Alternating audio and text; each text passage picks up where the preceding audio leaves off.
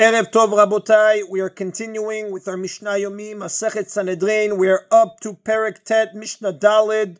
Today's Mishnayot should be Le'ilui Nishmat, Neria ben Svetlana, Ranbayev Eliyahu ben Burcha Israelov, Chana ben Miriam, Sason ben Ryan, Yoshua ben Shifra, Menuchatam began Eden, Amen.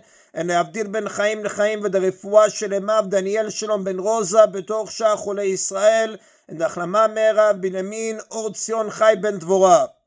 This Mishnah discusses which death penalty the court applies to someone who deserves two different penalties.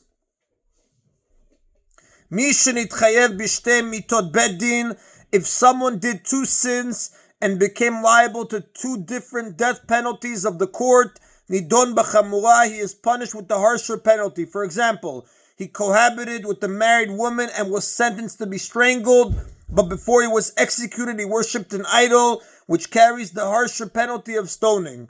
It could have been thought that he is already considered a killed man because of his first conviction and therefore cannot be convicted again.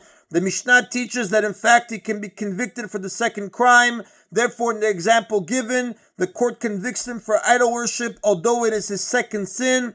He is put to death with stoning, which is the penalty for idol worship, rather than beheading, which is the penalty for adultery, because stoning is harsher than beheading. The Mishnah cites a dispute about someone who becomes liable to two penalties to a single act. Avar avera shenitchayev shte mitot. If someone performed a prohibited act that is subject to two different death penalties, for example, he cohabited with his mother-in-law, which is the penalty of burning, who was married at the time, which is the penalty of strangling, nidon b'chamura, he is punished with the harsher of the two penalties, which would be burning.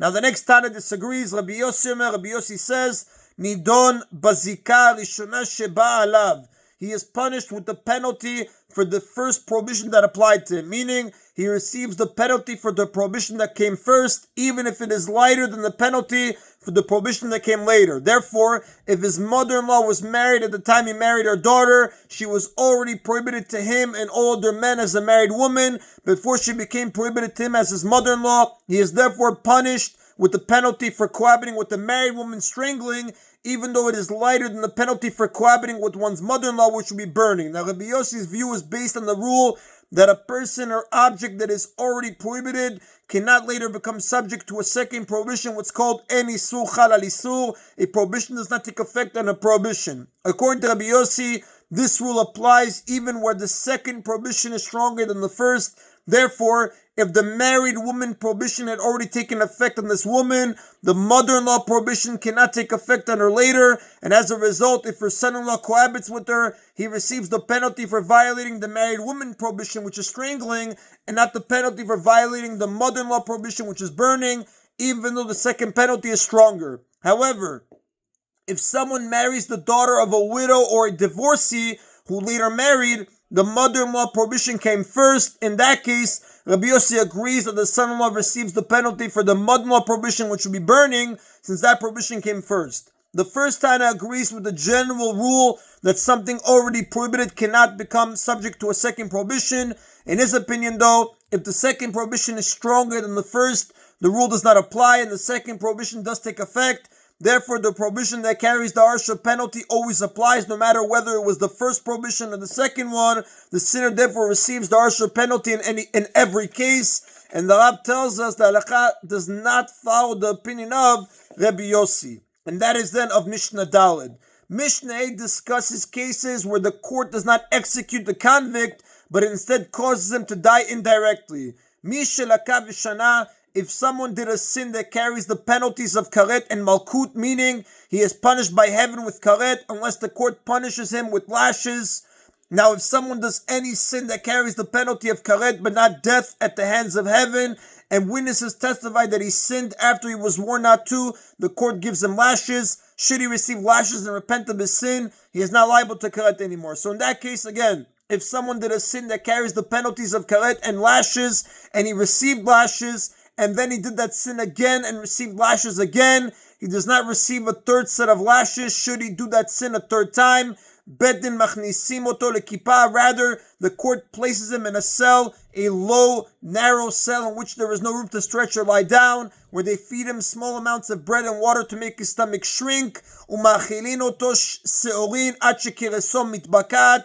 And then they feed him barley bread until his stomach bursts and he dies. Because the Rav explains, barley expands in the stomach. Now, the punishment of karet is that the sinner dies early and he is cut off from the world to come. Someone who does a sin that carries karet is viewed as though he has already been sentenced to death. It is just that the time of his death has not yet arrived. If he does the sin twice and is punished with lashes each time, and then he sins a third time, showing that he has not repented and is unlikely to do in the future, he has given up his right to live. The court therefore may bring his death closer, as the Gemara says on page 81b in Sanhedrin. This is one of the laws that were taught to Moshe Rabbeinu at Sinai, what we call El Halacha Moshe Misinai.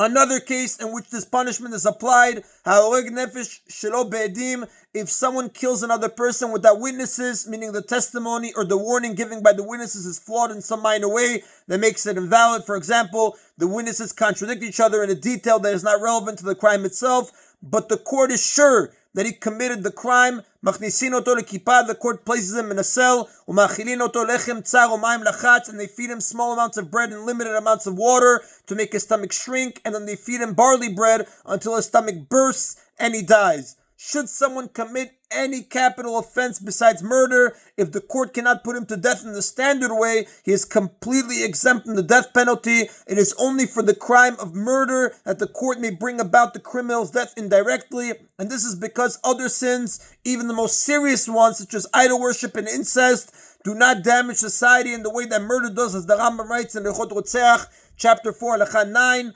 Although the first part of the Mishnah says only they feed him barley until his stomach bursts, and the second part says only they feed him small amounts of bread and limited amounts of water, they both refer to the same punishment. The first part of the Mishnah mentions the end of the punishment, while the second part mentions the beginning. And that is the Rabotai of today's Mishna Yomi. Baruch Adonai Le'olam. Amen v'amen.